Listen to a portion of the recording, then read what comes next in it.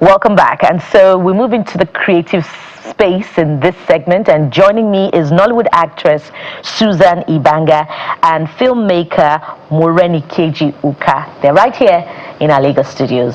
Hello, ladies. It's nice to meet you. Thank you. Thank you for having me. Yeah, thank you for joining us on the show. So let's talk about everything that light touches, which is what you're promoting currently. I've seen a bit of the review and it's a beautiful movie. Maybe I'll start with you, Morenikeji, since you're the producer.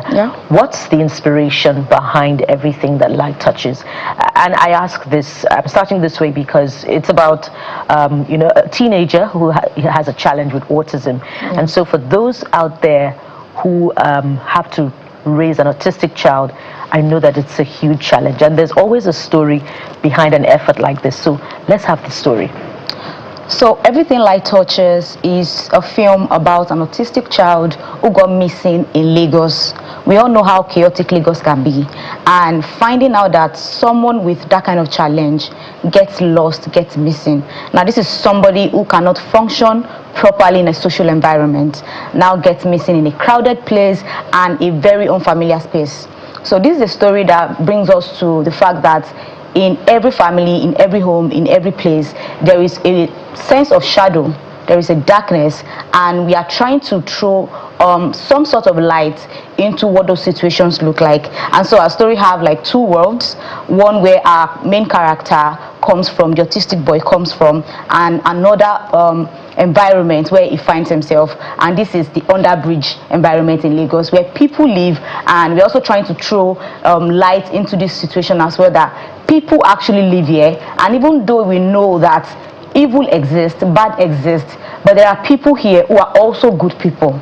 So we are bringing somebody who assumably comes from light into this different world, and we see how his light, despite his situation, despite his challenges, despite everything that he's going through, is able to radiate around him, and everyone around him, including these people who we, so to speak, have forgotten, are able to illuminate as well. So yeah. Beautiful. Okay. So I believe Susan is the one that comes into contact with this teenage guy in this lonely area. Tell us about your role. How challenging was it? It was challenging just being in that space, but it was something I embraced as an actor, and letting the environment, influence my performance and how I approached the role. I was very excited because it was nothing quite like something I've done before, so I really embraced it. So how would you assess, I don't know his name, Abayomi, yes, but his real name, I'm trying to get that. How would you assess his interpretation? Interpreting a normal role in every sense of it is challenging. How much more, acting like an autistic teenager? How would you assess his interpretation, his delivery of the role? Susan? I do think that he owned it. Yeah, he really did own it. Having to play roles like that, you're directed to see reference films and all of that, but I had a conversation with him where he said he deliberately did not want to see reference films just because he wanted it to be very authentic. So they went on to places where they had autistic people, and I'm sure he understudied them, and then kind of brought out his own version of an autistic person. You have additional thoughts? So when we had that story, we knew that we were not just going to go into the film with the knowledge we have from reading online and researching. So we had to, go to schools where they have special kids, autistic kids, with the main character. We have like a whole day to study them, know how they behave, know their mannerisms, apart from reading and watching movies about this character. Because the story we are telling, this character is not fictional. This is people's reality, and it makes more sense to us to, portray this character in a real way that people who are actually going through this can understand and relate with. So research was one thing that was very particular for us, and Abayomi was with us throughout. You need to see how this boy transformed from him as a person into this character. For weeks after, he still couldn't function as himself. because he couldn't get away from that role as Abayomi, as an autistic child. Even people, because we filmed on the street, they didn't believe that it was normal. They didn't know it was filmed. So yeah, he did very, very well. Yeah. Amazing. So that tells me also that there's an inclusion element in this film that, you know, resonates with families that are raising autistic children, even schools of children with special needs. So what are the lessons that they can take away from this in terms of care for autistic children, not just caregivers at home now, you know, the entire society as well? So one particular phrase, and I think it's at our trailer, that stood out for us was when the mother went to the police station, and the policeman says, "Na imbe." Just as you. A lot of people think autistic children are imbeciles. They are not. And this is one of the things we are trying to tell people.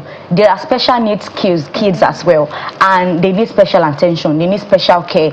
They need to be understood. A lot of them are smart, very intelligent. Our character is very intelligent, even though he has those challenges. So we are trying to tell people that this is a different situation. This is not an imbecile. This is different, and you need to take time to understand, read about it, study about it. You know, be more open. Yeah, be more kind to how you treat people, regardless of who they are and what they are. So yeah, this is one very key thing that we're trying to tell people. And that's instructive. You want to say something? So Go ahead. another lesson that can be drawn from it is the mother-child relationship. Now, let's say a mother has 3 kids and one is autistic, and there are, you know, 2 normal kids. So the relationship between the mother and the normal kids, because they might feel like, oh, this is a normal child, and there's a need to want to make that child be an assistant parent. So they need to realize that this normal kid is also a kid and should be treated as such, you know, to strike a balance, actually. Yeah, and it's an important part of the story. Yes. I just wanted to say it, as Morenike has said, you know, to everyone in every strata of the society, autistic children are not imbeciles. They're not imbe, and you know, our cues are important. Very quickly, let's talk about the business side of it. It's premiering. What are your options for premiere, and you know, just basically speak to that. So this is a multi-choice talent factory film, and it's going to be premiering on Africa Magic Showcase. It's going to premiere on Africa Magic Family, and it's going to definitely be on Showmax as well. So we are hoping that people would tune in to Africa Magic Showcase, Africa Magic Family. Tomorrow we have Africa Magic Showcase. Next week, Wednesday and Saturday, we have Family and also Showcase as well. And as time progresses, it's going to be on Showmax. So it's online, it's on cable, you get to watch it anytime. All right, thank you so much, Suzanne Banga, Nollywood actress, and Morenike Uka, filmmaker and producer. Thank you for the amazing work that you do. Thank you very much. Thank you for having us. Yes.